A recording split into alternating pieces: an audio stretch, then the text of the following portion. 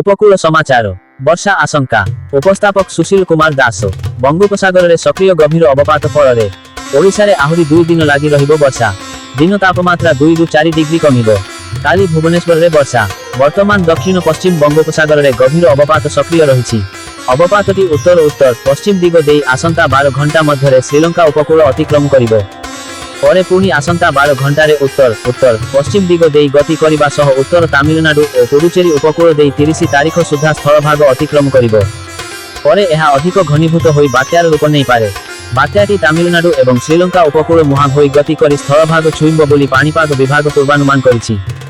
ଏହି ପ୍ରକ୍ରିୟା ବାତ୍ୟାରେ ପରିଣତ ହେବ କି ନାହିଁ ସ୍ପଷ୍ଟ ହୋଇ ନଥିବା ବେଳେ ପ୍ରକ୍ରିୟା ଉପରେ ନିରୀକ୍ଷଣ କରାଯାଉଛି ବୋଲି ବିଭାଗ କହିଛି।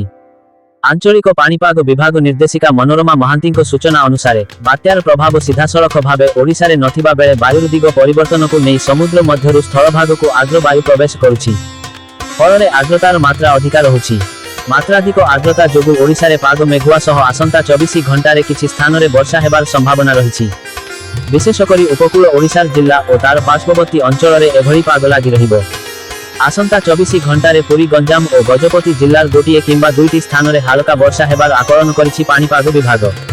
ପ୍ରଧାନମନ୍ତ୍ରୀଙ୍କ ଗସ୍ତ ସମୟରେ ଆସନ୍ତାକାଲି ରାଜ୍ୟରେ ମେଘୁଆ ପାଗ ସହ କେନ୍ଦ୍ରାପଡ଼ା, ଜଗତସିଂହପୁର, ଯାଜପୁର, କଟକ, ପୁରୀ, ଖୋର୍ଦ୍ଧା, ନୟାଗଡ଼, ଗଞ୍ଜାମ, ଗଜପତି, ରାୟଗଡ଼ା, କୋରାପୁଟ ଓ ମାଲକାନଗିରି ଜିଲ୍ଲାର ଗୋଟି କିମ୍ବା ଦୁଇଟି ସ୍ଥାନରେ ହାଲୁକାରୁ ମଧ୍ୟମ ଧରଣର ବର୍ଷା ହେବାର ସମ୍ଭାବନା ରହିଛି।